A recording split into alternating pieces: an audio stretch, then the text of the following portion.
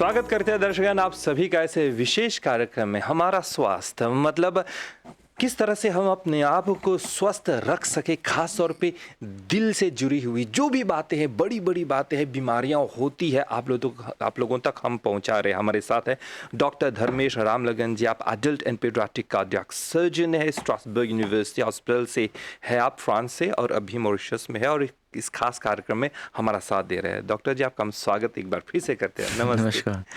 तो हम बात कर रहे हैं दिल से जुड़ी हुई जो बीमारियां होती हैं। गत एपिसोड में आपने बच्चों में जो बीमारियां होती हैं इसके बारे में आपने बात की। तो अभी हम पूछने वाले हैं कि जो एडल्ट होते हैं, बड़े लोग होते हैं, उनके जीवन में कौन कौन सी दिल की बीमारियां हो सकती है। देखिए, हमारे उसको समझने के लिए हमें समझना होना चाहिए कि दिल क्या होता है। जैसे गाड़ी का इंजन होता है, लेकिन उस इंजन में मसल्स होता है, उस इंजन में आर्टरीज होता है जो हम कहते हैं ना आते बुशे, और उसमें एक कंडक्शन सिस्टम होता है। तो हमारा दिल जो है वो 60 to 100 beats per minute, okay. तो ये उसका नॉर्मल फ्रीक्वेंसी है। एक मिनट में 60 to 100 बीट्स पर मिनट।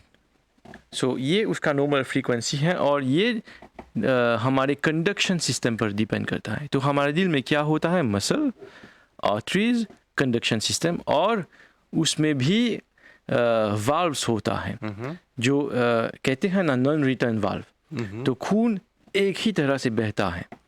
तो खून जब आता है एक चैम्बर में आता है तो दूसरे चैम्बर में जाता है, और वो पहले से के चैम्बर में नहीं आता है क्योंकि इसमें एक नॉन रिटर्न वाल्व होता है।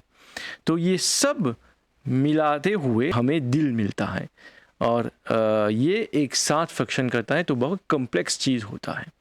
तो हमारे एडल्ट में क्या प्रॉब्लम हो जाता है, खासकर मॉरिशस में 80 to 90% ऑफ पॉपुलेशन, जो भी आर्टरीज होता है हमारे दिल में, उनका फंक्शन क्या होता है? उस मसल को खून देना, क्योंकि वो मसल पंप करता है। तो एनर्जी चाहिए, ग्लूकोज चाहिए, ऑक्सीजन चाहिए, न्यूट्रिएंट्स चाहिए, तो वो आर्टरीज के माध्यम से लाता है। तो जब भी हाई कोलेस्टेरॉल हो, डायबिटीज़ हो या फिर हाइपरटेंशन हो, तो ये सब मिलाते हुए हमारे उस छोटे से आर्टरीज में ब्लॉकेज आ जाता है। और क्या होता है, जब भी उस मसल को पंप करना चाहिए तो खून आ रहा है, लेकिन पंप नहीं कर पा रहा है। लेकिन उतना नहीं आ रहा है जितना उसे चाहिए। इसे कहते हैं डिमांड एंड सप्लाई। उसमें क्या होता है, डिमांड ज़्यादा है लेकिन सप्लाई कम होता है, तो उस मसल को इंजरी होता है। इसे कहते हैं हार्ट अटैक। अच्छा। मसल को प्रॉब्लम हो जाला। तो ये 80 to 90% का प्रॉब्लम होता है। जैसे मैंने कहा, दिल में और भी चीज़ें होती हैं। तो जब हम नौजवान होते हैं और हम खाते पीते अच्छी तरह की ज़िंदगी जी रहे हैं, तो हम वक्त ऐसा है कि किसी का भी इंतज़ार नहीं करता। तो आपकी आयु ऑफ कोर्स बढ़ेगी। तो जो वाल्व्स इनसाइड होते हैं, जो नॉन रिटर्न वाल्व्स, समय के साथ उनका भी फंक्शंस ख़राब होता जाता है। एडवांटेज ये है कि वो वाल्व्स सालों तक अच्छा रहता है। अगर हम स्वस्थ रखें, हमारे दिल को स्वस्थ रखें, और हम जो भी खाना खाएं, जैसे हमने कहा खाना खाएं, व्यायाम करें, एक्सरसाइज करें, तो उन वाल्व्स का फंक्शन भी अच्छा होता है और अच्छा रहता है। लेकिन जब वाल्व्स का फंक्शन ख़राब होने लगे, तो कहते हैं कि ये दो किस्म के वाल्व्स होते हैं। जैसे हमने कहा पहले एपिसोड में, दिल में राइट साइड और लेफ़्ट साइड। सो हमारे दिल में दो वाल्व्स राइट साइड पर, दो वाल्व लेफ़्ट साइड पर। देखते हैं कि पॉपुलेशन में जब हमारी आयु बढ़ती है तो लेफ़्ट साइड के वाल्व पर प्रॉब्लम आ जाता है। तो उसका समस्या भी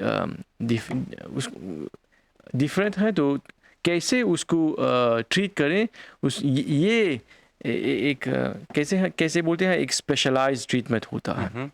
लेकिन वो सब होता है दिल में। तो आर्टरीज होते हैं, वो वाल्व्स भी होते हैं, वो कंडक्शन सिस्टम भी होता है। कंडक्शन सिस्टम क्या है कि हमारे दिल में जो जो धड़कनें होते हैं, ये कंडक्शन सिस्टम लाता है। जब वो कंडक्शन सिस्टम फेल हो जाता है, कारण कोई भी हो, तो वो दिल अच्छी तरह से पंप नहीं करता और हमारे ऑर्गन्स को, हमारे ब्रेन को, किडनीज को, जो भी ऑर्गन्स होता है उनको अच्छी तरह से सप्लाई नहीं आता। तो ये कंडक्शन सिस्टम, वाल्व्स, आर्टरीज और मसल, ये कॉम्बिनेशन है।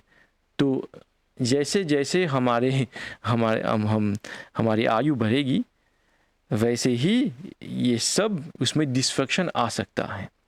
तो ये सब प्रॉब्लम हो जाता है। तो ये बहुत कॉम्प्लिकेटेड चीज़ है। जैसे कि जब भी कोई व्यक्ति का हम कहते हैं ना हार्ट अटैक हुआ, तो हम पहले क्या देखते हैं, उसके आर्टरीज देखते हैं। लेकिन देखना चाहिए हमें, जो एको कहते हैं, हार्ट एको के द्वारा हमें देखना चाहिए कि क्या ये वाल्व्स अच्छी तरह से फंक्शन कर रहे हैं और क्या ये मसल अच्छी तरह से पंप कर रहे हैं, या अगर मसल अच्छी तरह से पंप नहीं कर रहा हो तो किस भाग में पंप नहीं कर रहा होता। तो उस सब को लेते हुए हम डिसीजन लेते हैं कि क्या हमें ट्रीटमेंट करना चाहिए, मेडिकल ट्रीटमेंट, इंटरवेंशनल या सर्जिकल। तो ये बहुत कॉम्प्लेक्स चीज़ होता है और ये पॉपुलेशन को जानना चाहिए कि जब भी दिल का प्रॉब्लम होता है तो उसके हमारे खून में जो भी एंजाइम्स होता है उसे देखना चाहिए, हमारे आर्टरीज को देखना चाहिए और हमें एको करना चाहिए ताकि हम उन वाल्व्स को देख सकें और उस मसल का कंट्रैक्शन भी देख सकें। तो ये सब महत्वपूर्ण है ताकि हम बेहतर ट्रीटमेंट देख सकें। जो आपने कहा है, हमारे दर्शकों जो हमें सुन रहे हैं, देख रहे हैं अभी, तो if taking care of your children is your responsibility, taking care of your family, your stomach is your responsibility, then taking care of your heart also is your responsibility. हमारी जिम्मेदारी होती है कि हम अपने दिल को स्वस्थ रखें। तो डॉक्टर जी, आपने जो कहा, जो टेक्निकलिटीज़ आपने कहा, कई लोग सुन रहे हैं लेकिन कई लोग सोच रहे हैं कि आपने तो बहुत गहरी बात की है, ऊपर चला गया, लेकिन इन शॉर्ट किस तरह से हम दिल को स्वस्थ रखें? व्यायाम, अच्छा खाना, बार बार नहीं खाना, टाइम पर खाना, क्या खाना चाहिए उसमें हमने ज़्यादा बात किया। व्यायाम करना चाहिए, जब भी चलने का अवसर मिले तो चलें, और रेगुलर चेकअप्स। अगर कोई भी प्रॉब्लम हो, हमें जानकारी है कि हमारे परिवार में कुछ व्यक्ति उनका हार्ट प्रॉब्लम हो चुका है, या हमें जानकारी मिली जैसे कि दादा दादी उनको हार्ट प्रॉब्लम हो चुका है, जिसको आम भाषा में कहते हैं इरेडिटी है। एग्जैक्टली, जो हेरेडिटेरी है, जो फैमिली हिस्ट्री में होता है, उसको ध्यान में रखते हुए हमें रेगुलर चेकअप्स भी करना चाहिए। तो मैं पॉपुलेशन को ये कहूँगा कि जो भी व्यक्ति 40 के ऊपर हो तो उसको एटलीस्ट वंस एक बार चेकअप करना चाहिए ताकि हम देख सकें कि क्या वो उसके खून में कोलेस्टेरॉल ज़्यादा हो, क्या वो डायबिटीज़ का पेशेंट हो रहा हो, क्या हार्ट फंक्शंस अच्छा हो। तो ये सब देखना चाहिए, क्योंकि जो मैं कह रहा हूँ ये मेडिकल है लेकिन ये ज़रूरी है, क्योंकि हमारी पॉपुलेशन यूरोपियन पॉपुलेशन से अलग है। मैं देख रहा हूँ कि जो यूरोपियन पॉपुलेशन में 50-60 साल के बाद जो बीमारी आता है, हमारी पॉपुलेशन में 40 साल में आ रहा है। तो इसे कहते हैं शिफ्ट, जनरेशनल शिफ्ट। तो हमें ध्यान रखना चाहिए कि चेकअप्स भी हमारे स्वास्थ्य को अच्छा रख सकता है। क्योंकि क्या होता है, जैसे कि डायबिटीज़ पेशेंट्स, बहुत ज़्यादा लोग आते हैं और कहते हैं कि मैं डायबिटीज़ का पेशेंट हूँ, मुझे अभी डायबिटीज़ हुआ। 7 साल का पेशेंट, क्या हो रहा है असल में उसके शरीर में, क्या हो रहा है, 20 साल पहले वो प्रोसेस शुरू हुआ, और जब वो प्रोसेस शुरू होता है उसका रिज़ल्ट इमीडिएटली नहीं आता, 20 साल के बाद आ जाता है। तो डायबिटीज़ दो किस्म की डायबिटीज़ होते हैं, टाइप 1 एंड टाइप 2। बुज़ुर्गों को मेनली टाइप 2 होता है, यानी कि जो सालों से जमा हो रहा हो। लेकिन जब कोई व्यक्ति उनको डायबिटीज़ होता है, उसका मतलब ये है कि 15-20 साल के पहले की ये कहानी है जो शुरू हो गई है। अच्छा।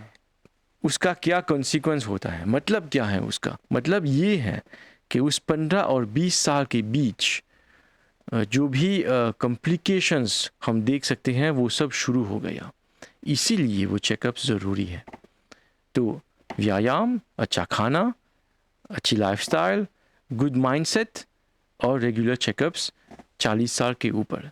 रेगुलर चेकअप जब आप कह रहे हैं तो महीने में एक बार, साल में एक बार, किस तरह से? अगर आपने 40 साल के ऊपर एक बार चेकअप किया, अच्छा चेकअप किया, आपने खून में देखा कि क्या हो रहा है, आपने ईसीजी की है तो ताकि हम अपने कंडक्शन सिस्टम को देखें, आपने एक एको किया, और जो डॉक्टर आपको देख रहा हो अगर उसे लगे कि कुछ और टेस्ट करना चाहिए तो वो आपको कहेगा तो आप करें।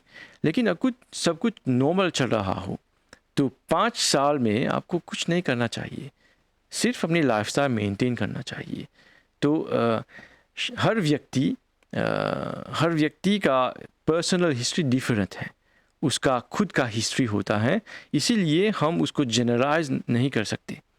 क्योंकि मान लिया जाए आपके परिवार में सभी लोग स्वस्थ हैं, दादा दादी सभी लोग स्वस्थ हैं, और आपके दोस्त जो हैं आपकी उम्र के दोस्त, उसके परिवार में ज़्यादातर लोग दिल का पेशेंट्स होता है, तो उसे ज़्यादा ध्यान रखना चाहिए। तो उसका चेकअप 5 साल नहीं 2 साल या 3 साल में होना चाहिए। तो ये डॉक्टर का काम होता है कि उस सब पैरामीटर्स को लेते हुए हम पेशेंट्स को बोल सकते हैं कि आप 5 साल में आए, 3 साल में आए या 2 साल में आए। लेकिन अब कोई मरीज़ आता है जो उसको हार्ट प्रॉब्लम ऑलरेडी हो चुका हो, उसका आर्टरीज या वाल्व का प्रॉब्लम ऑलरेडी हो चुका हो, तो उसको हर साल करना चाहिए वो चेकअप, और वो चेकअप एक क्वालिफाइड डॉक्टर के पास जाना चाहिए ताकि हम जान सके कि क्या हो रहा है। और हमें डॉक्टर को भी पूछना चाहिए कि आप क्या कर रहे हैं, क्यों कर रहे हैं, ताकि हमें भी पता चले कि हमारे साथ क्या हो रहा है। बिल्कुल। इसे कहते हैं patient information, right to patient information. ये भी एक सोच बदलना चाहिए, क्योंकि आजकल हमारा जो मेडिसिन है वो बदलता जा रहा है, टेक्नोलॉजी आ रहा है, लेकिन हमें भी पता चलना चाहिए कि हम क्या कर रहे हैं और क्यों कर रहे हैं।